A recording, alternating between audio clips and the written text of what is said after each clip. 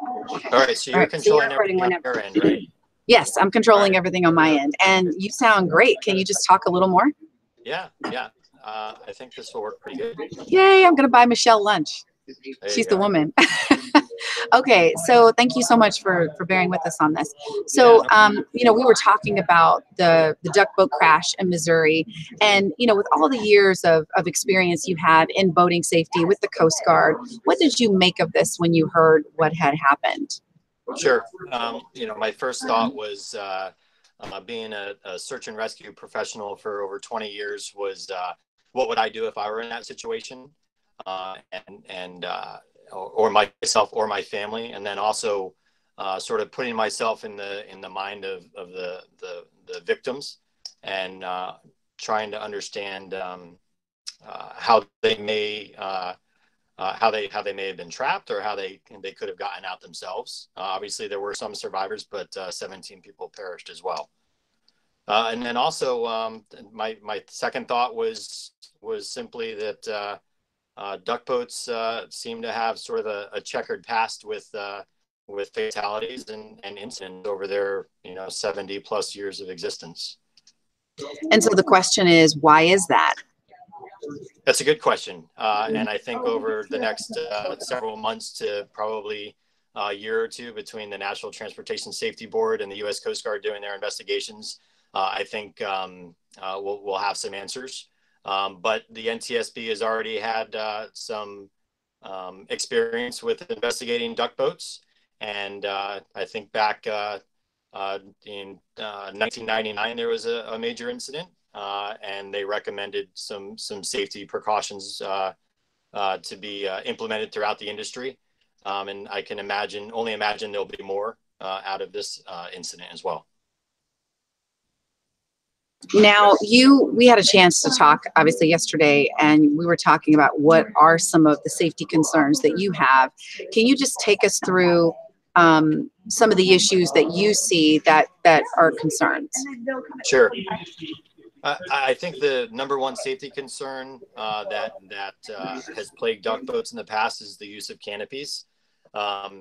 Canopies, while they're well-intentioned for obviously serving a purpose for protecting passengers and giving them a nice, comfortable ride without getting wet or in the sun, they can also pose hazards for if the vessel does end up sinking or capsizing.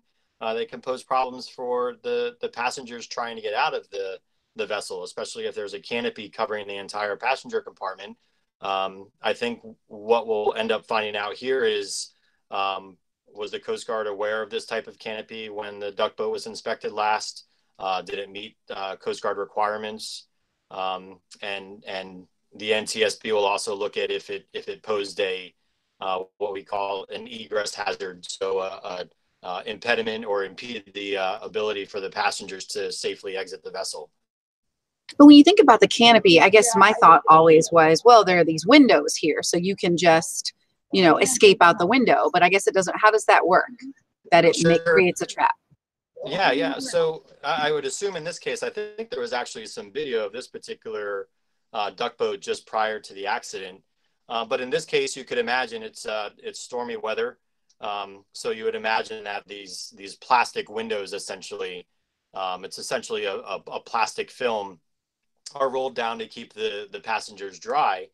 But it's clear plastic. So if you can imagine, even just taking a plastic bag and putting it underwater, if you can imagine yourself trying to see that plastic bag and trying to negotiate your way out of it, it can be very difficult to do so. And some of the manner and the way that these curtains are affixed, whether it be Velcro or zippers, usually it's a zipper or a snap type system, it can be very difficult for a novice passenger who's not familiar with the vessel to try and manipulate that to get themselves free. Plastic plastic windows coverings aren't on there. Why is the canopy still an issue in the event the boat sinks or turns over? I would say if the plastic is rolled up or not being, not down, protecting the passengers at the time, it poses much less of a hazard, the canopy itself. But anytime you do modifications to any vessel, from its original configuration, in this case, a former military vessel. Anytime modifications are done, there's got to be some analysis done, and there may be some trade-off, or you may be applying some unintended risk and hazards to the vessel that you may not see.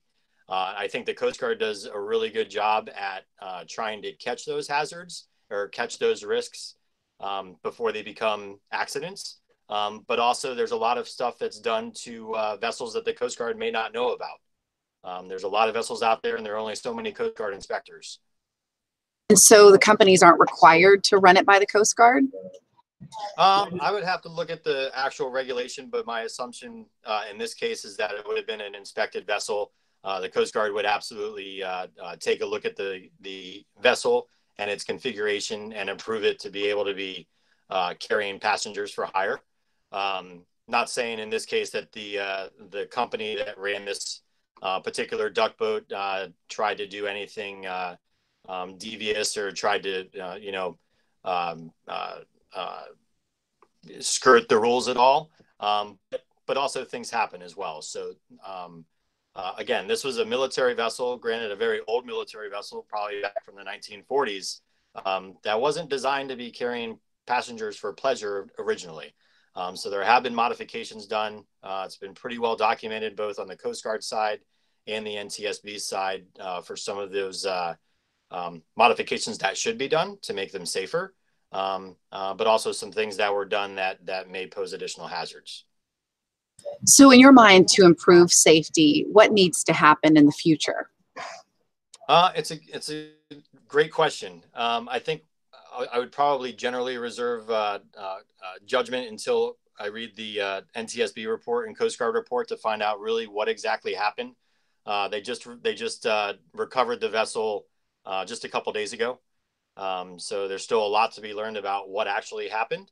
I think the two big things is if the canopy or the plastic curtains posed any hazard or prohibited or inhibited the egress of the passengers, but also if life jackets were worn. Were life jackets passed out as soon as inclement weather started hitting the vessel to make sure everybody was safe?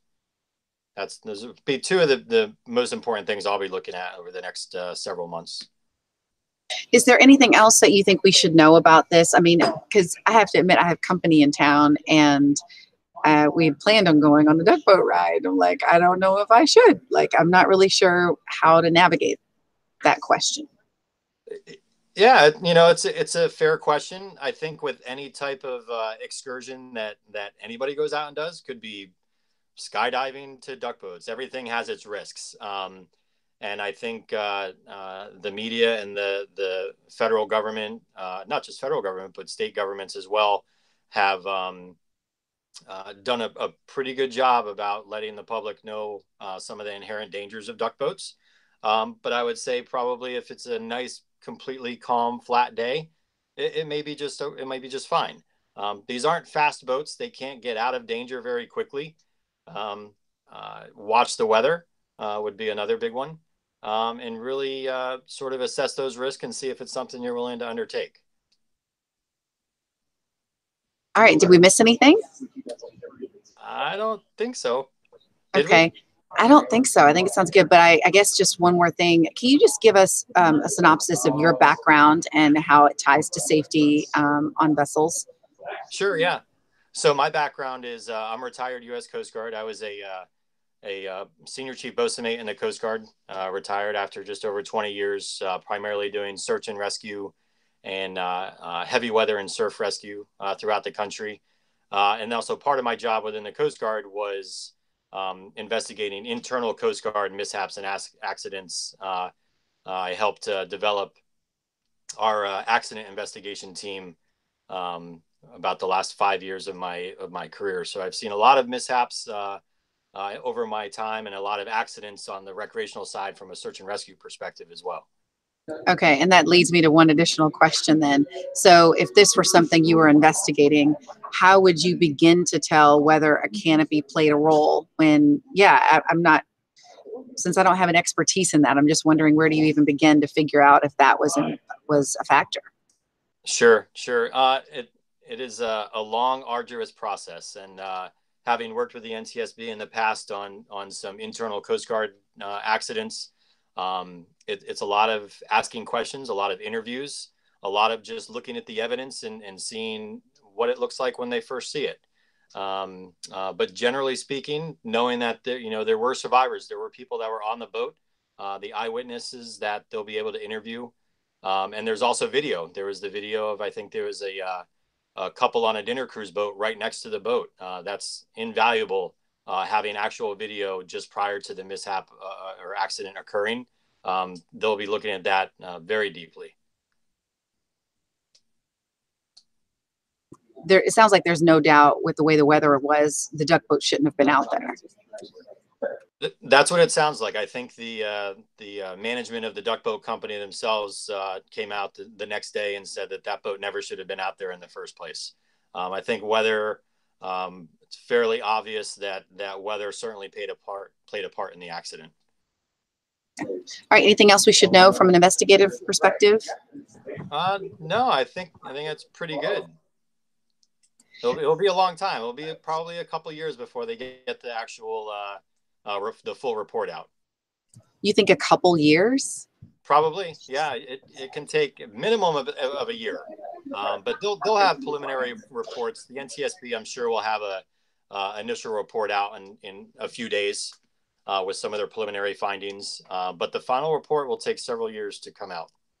And and we touched on this yesterday, but it just seems like if we know when there are modifications that are happening, that there are some inherent dangers that come with some of those modifications. It just seems like someone would say, yeah, you can't do that.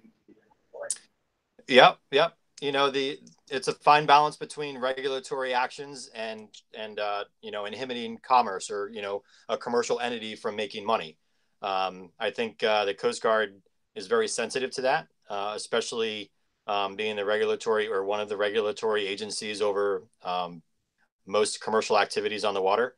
But they're also pretty conservative as well. And they're not afraid to enact rules or regulations to keep people safe. Safety of life is paramount for the U.S. Coast Guard, going back to just our history starting in 1790, even prior to that being lifesavers, all the way through to being a regulatory agency.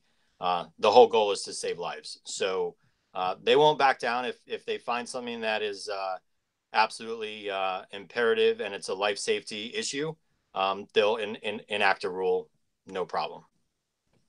All right. Well, thank you so much. I really appreciate you taking the time, especially working through the technical snafu. Yeah, not a problem. I appreciate it. And how long have you known Scott? Oh my gosh. So I've worked for him for about 3 years, but I think I probably first met Scott in 97, 99, over 20, wow. About 20 years now. Yeah. Yeah, he's a good guy. And your title with them now is what? He's our chairman of the board and co-founder. Okay, but your title is? Mine, business development director. Business development director. Okay, gotcha. All right, well, have a wonderful day. And when this airs, I'll send you a link. Sounds great, Angela. All right, talk to you soon. Bye-bye. Bye-bye.